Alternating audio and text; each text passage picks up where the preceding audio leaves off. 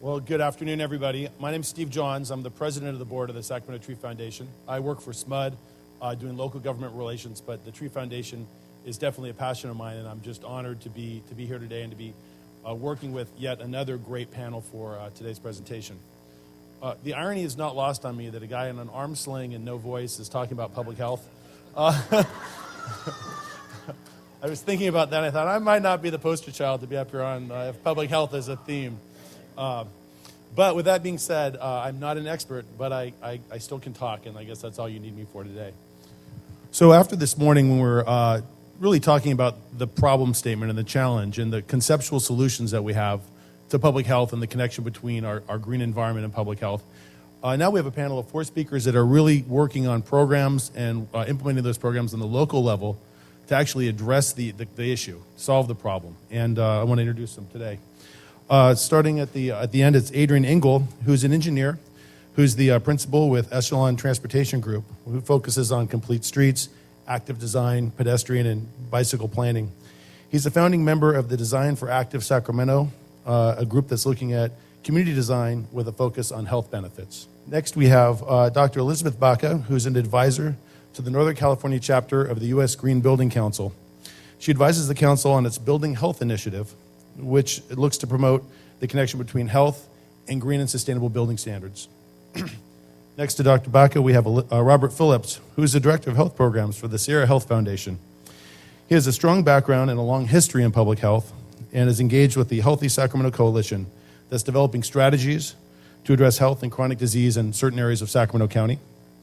And finally, we have, as everybody knows, Cindy Blaine, who is the Community Partnerships and Innovation Director for the Sacramento Tree Foundation.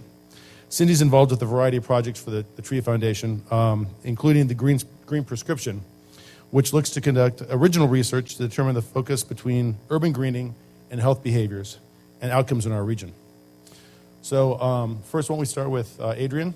No? Yes? Great. Thanks for having me today. As Steve mentioned, my name is Adrian Engle. I'm a local civil engineer, and I've been working for the last 15 years in the Sacramento region building gray infrastructure, as was mentioned earlier. For the last year, I've been part of something bigger and something I think more important than a lot of the work that I've been doing, and it's being part of the Design for Active Sacramento group, or we refer to it sometimes as D4AS.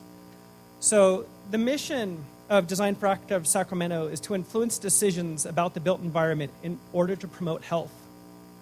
Our vision is an environment that enables residents to incorporate healthy activities into their daily lives, with 3 goals being to improve the built environment, increase engagement of the community, and create a sustainable organization.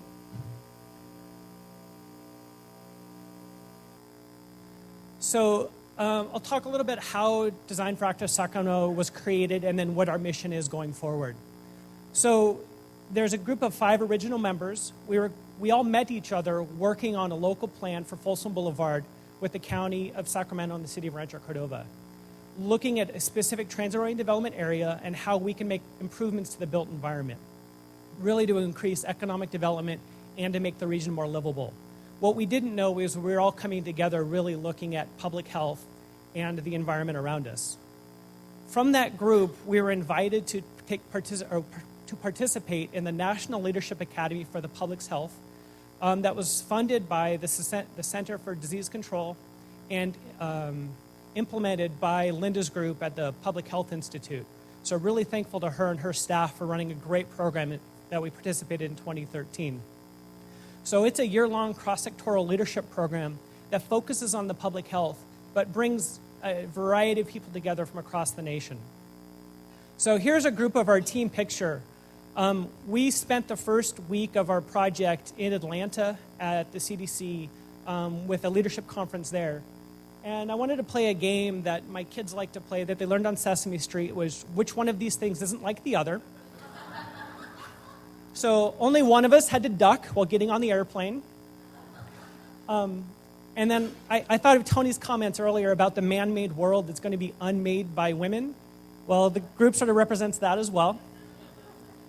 But really, it's a trick question because all 5 of us are very unique, and that was the goal of the leadership program, was to try to find 5 people or 4 people on a team that really came from very different sectors that could all come together and look at the built environment and really look at public health issues. So the 5 original team members for Design for Active Sacramento are Judy Robinson, who is a principal planner with Sacramento County, Olivia Caseri, who is the Sacramento County's public health officer, Terry Duarte, the executive director of Walk Sacramento, a local nonprofit group, myself as a private consulting engineer, Monica Hernandez, who works for SACOG as their information officer. So all 5 of us came from different backgrounds with different expertise and could all come together and agree on certain basic principles. But it took us almost a half of a year to understand each other's language and to be able to agree on how to move forward with this. So this was the lesson that this program was trying to get across, was that the cross-sectoral leadership is needed to be able to move things forward, but it's also a learning experience to be able to get your points across when you're speaking about issues that aren't necessarily apparent for everybody. Since the program, we've also added 4 new members to the group.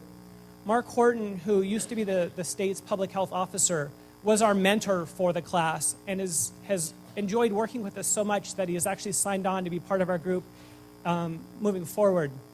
We also attracted a few others. Edie Zussman, who is a physician in the Bay Area, and she's actually a brain surgeon. So she's missed a few of our meetings while she was in brain surgery. For me, though, she has complimented us on how smart we are and all the great things that we are doing. And to have that come from a brain surgeon is pretty cool.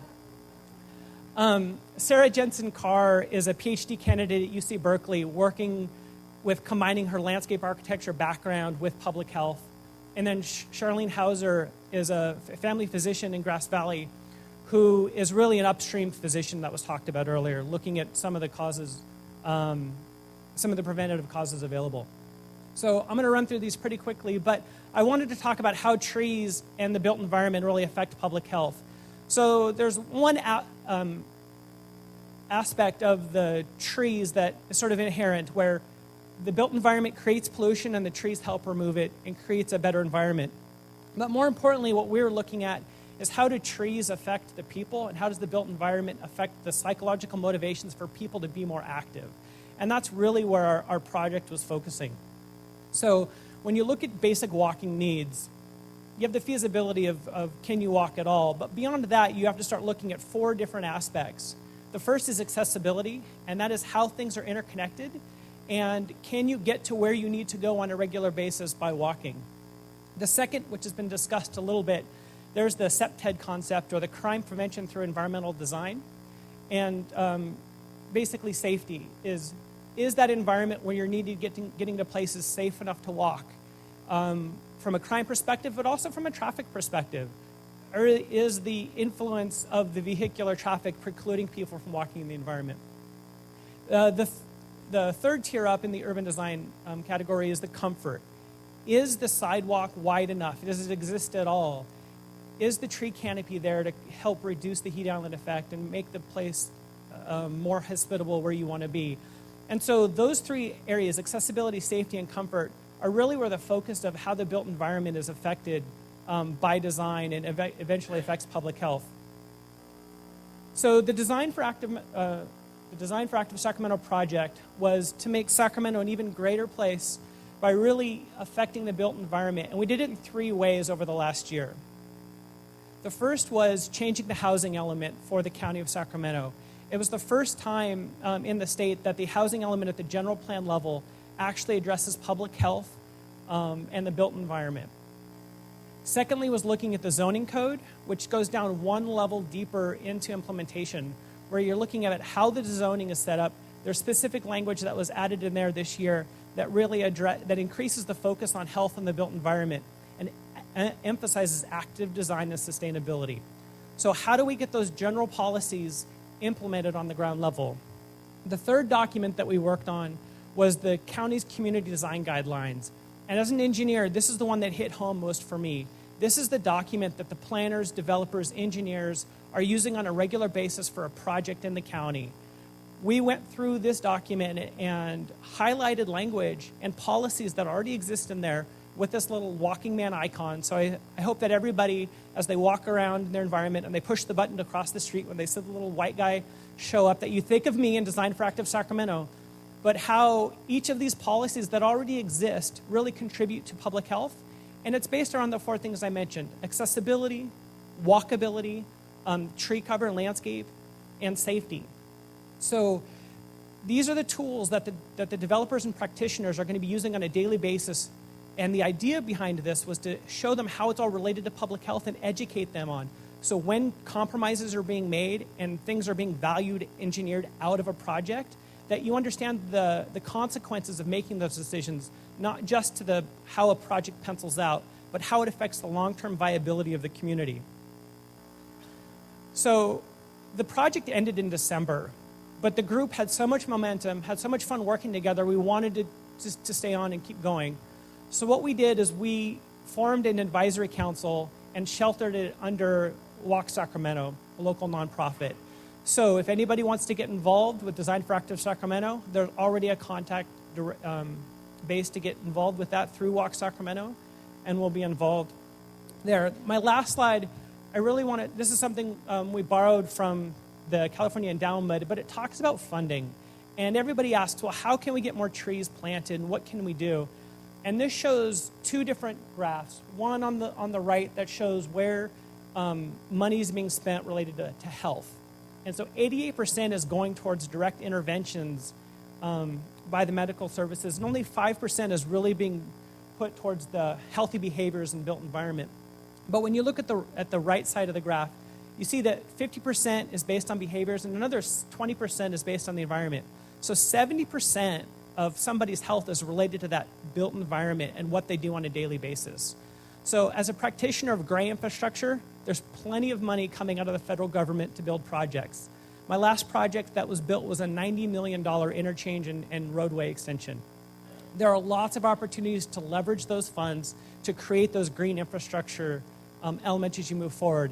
It's a lot harder to find money just to plant trees, but if you can have the conversation with your constituencies, with your electeds, and with the project supporters to find ways to leverage that money to be able to create as much green infrastructure as possible when that green infrastructure is being built. So.